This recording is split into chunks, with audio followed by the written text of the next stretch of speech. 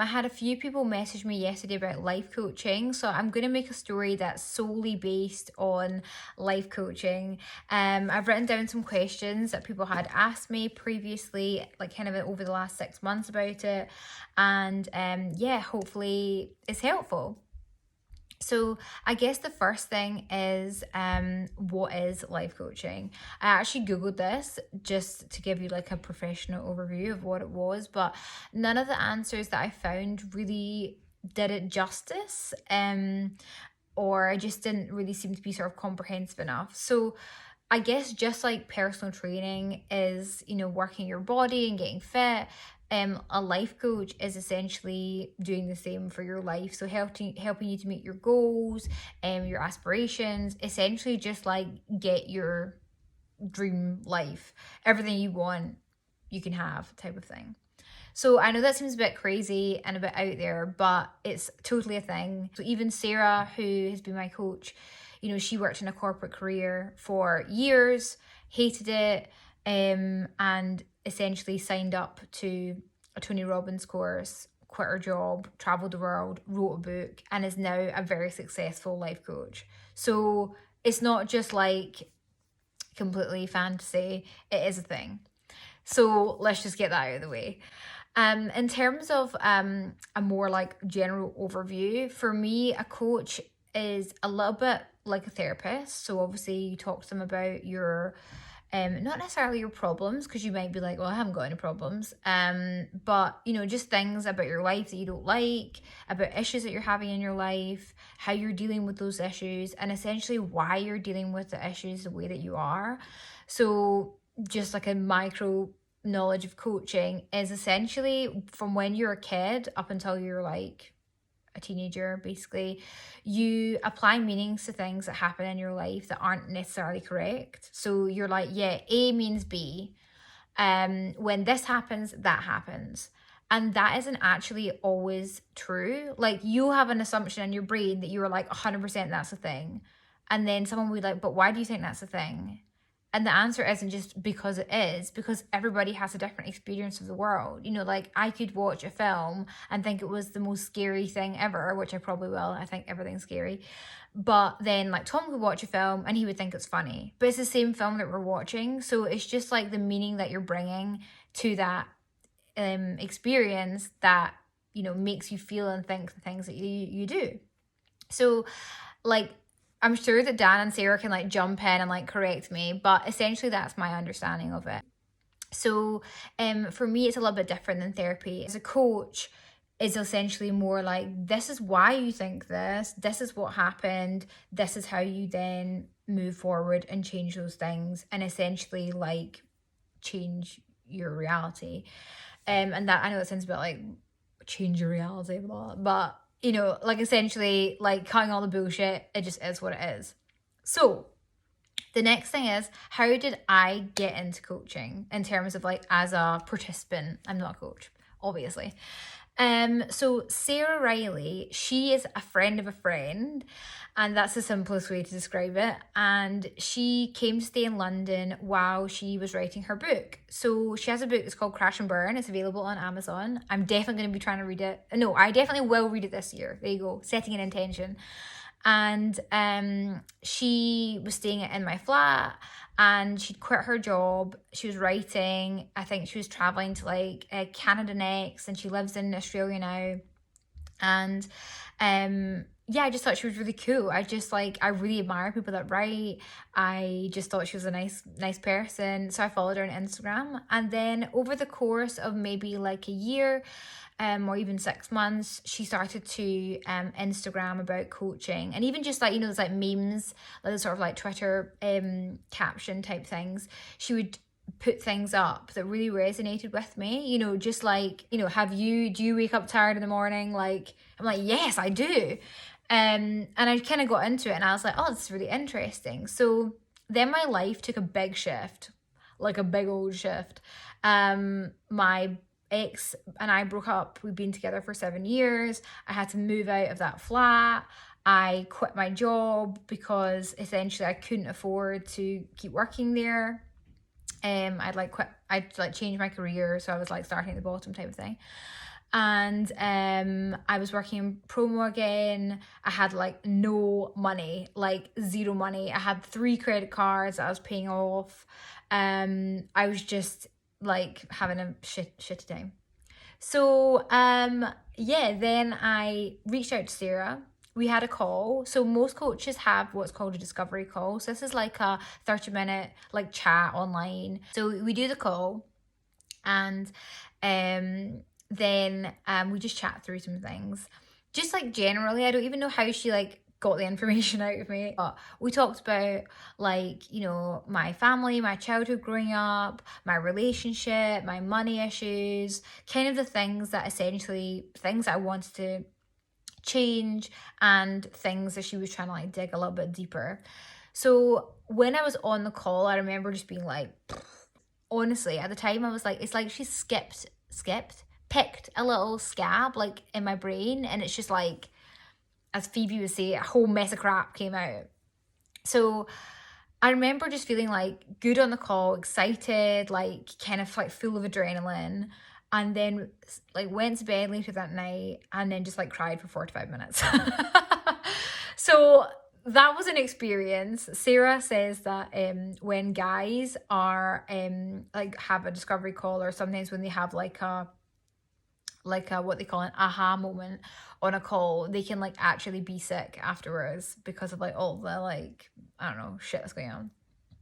So I didn't sign up actually there and then. The thing that held me back the most was the money. So obviously coaching is not usually free, but obviously if you're coming from a place where I was at the time, where I had so much money worries, I just like literally, it was like shitting myself. Like, I cannot spend this much money on something I don't need.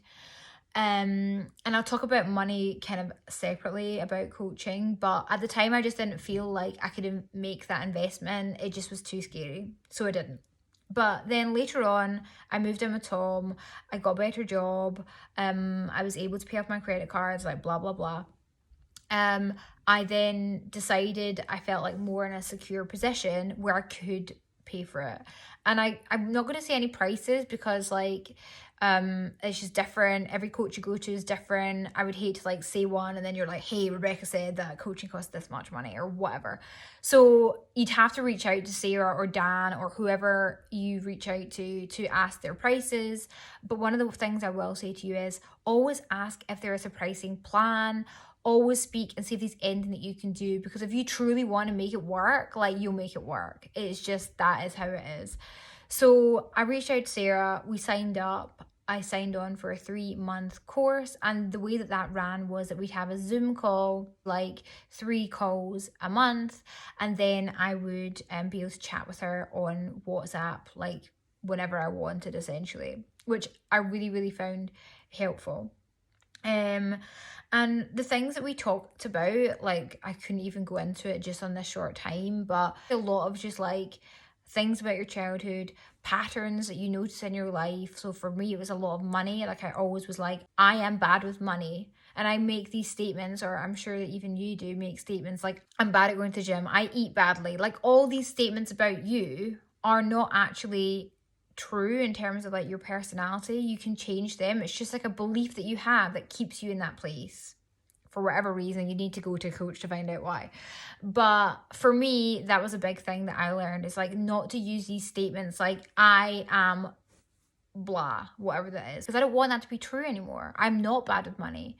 I have moments where I make bad financial decisions, but I wouldn't use a term like, I am bad with money. So that was a big thing for me. The second thing is, even subconsciously, somehow, without even purposely trying to like change anything, I'm just so much more positive. Like, honestly, I would worry myself sick. I would stay up like sweating at night, terrified that I had like something wrong with me, like a medical problem, or you know, I would just obsess over issues, work myself up. I'm sure that like my ex-boyfriend could testify to this. Like, I would have days where I would be in my pajamas all day crying, like just having really, really down days. And I don't think I've had one of those days since I've been coaching.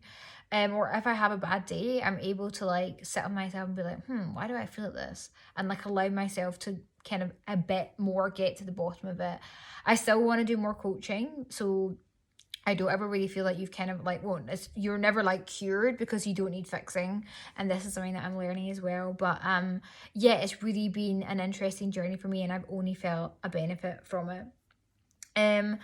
One of the other things I wrote was what's bad about coaching. So I honestly, I'm like, I could not think of one good reason why someone wouldn't want to do coaching. If you think, oh, coaching's a load of shit, then like, as Dan has recently said to me, I would like ask yourself to get like curious about that. Like, why is that a bunch of shit? Well, what is it that's scary or off-putting to you about coaching that would put you off it? Because if there's something inside of you that won't let you progress, won't let you, you know, move forward, like level up or whatever you want to call it, then that's interesting to me. Because, you know, if somebody says to me, you could like move forward, become a better, happier, more successful, and however you think view success, you know, more financially stable potentially, happier in your relationships, have stronger relationships with your friends, with your family, with your partner, like to me it's just a no-brainer. So yeah, there's nothing bad about it in terms of personally. The one thing I would say has been a bit of like a funny side effect is my relationships with friends. Now when friends are negative, I feel like I give them a bit of a hard time. I just like can't listen to negative chat anymore. I just can't do it. It just is like, to me, so unnecessary, just brings me down. And not in a way I'm like, oh, now I feel like bad, but I'm just like, I don't like this energy anymore. I just cannot be in it and sit still and listen to this. And it sounds so mean because of course, like I want to support my friends and I want to be there for them. But I also now feel if you have a problem and it has a solution, you don't have a problem. So I'm now like, okay, instead of focusing on this problem, why don't you focus on the solution? Or why don't you try and look at it from somebody else's point of view? Because I've been there.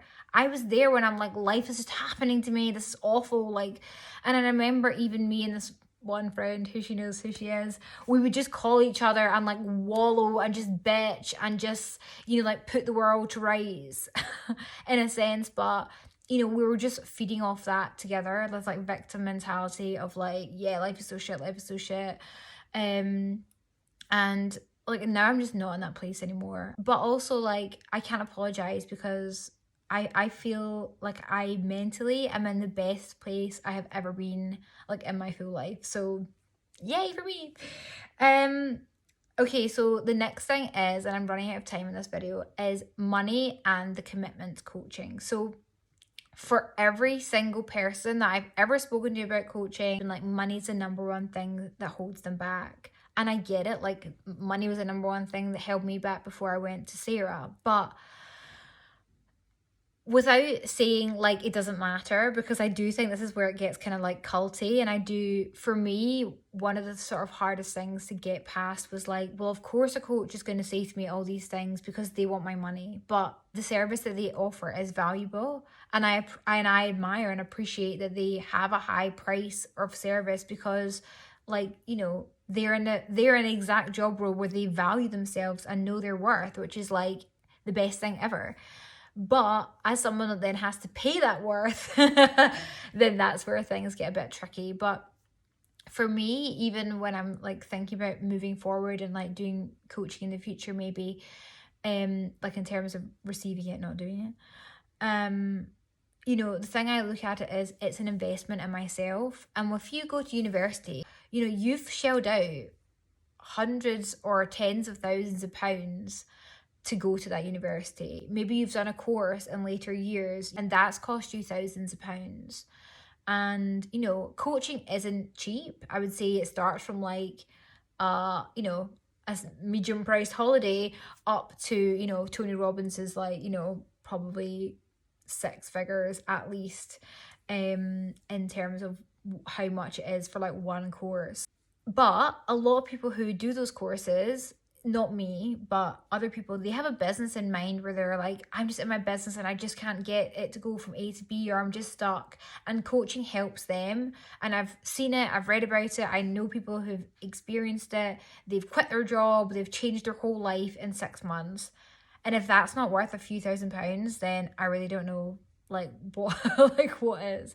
But obviously you don't know what you're going to get out of it. It's not like buying a brace or like, you know, Invisalign where you pay a few £1,000s and you're like, I'm going to have straight teeth at the end of this, and you definitely will, because that's what it does.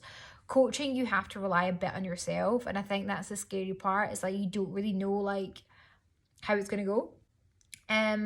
But I think for the most part, especially if you put down a lot of money, you're going to hold yourself accountable, and you're going to go, it's not long. And even just being part of that and having it front of mind, like, just definitely like changes things a lot.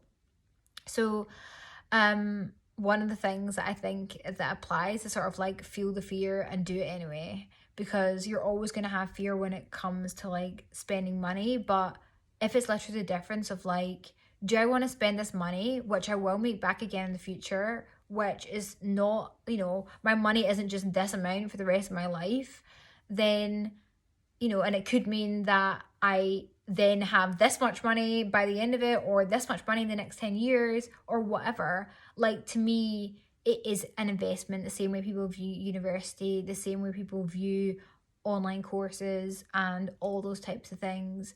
But I think when it just comes to like the uncertainty of like, what do I actually get at the end, that's where the like feedback comes. In terms of the next steps, so if you are interested in coaching, becoming a coach, or learning how to get a coach, or anything, asking more questions to someone that knows much more than me, I've linked Sarah and Dan, I think on an Instagram story, it's like up here. But Sarah is Sarah Riley Coaching, and Dan is CSE Dan Mason, but again, I'll link them. And one of the other people I would recommend that anyone follows if they're just like looking to, you know, follow people and be inspired, is Create the Love, who is Mark Groves. Mark is kind of funny because I don't know him like personally at all. I just follow him on Instagram and on YouTube, but he is a no BS relationship coach. For me, that learning is like specifically about how to communicate with people, your partner specifically, your friends, your family, what you want, how to listen to other people, and just, you know, thinking about things a little bit differently, and kind of understanding about people's different attachment patterns, which is like a big thing in coaching, and lots of other stuff like that. So if you've made it this long, then thank you so much for watching. If you want to know anything else, please just DM me. Absolutely no problem to answer any more questions that you might have about my personal experience. And obviously follow Sarah and Dan if you just want to, you know, get curious about coaching and just see if it's something that interests you. Thanks. Bye.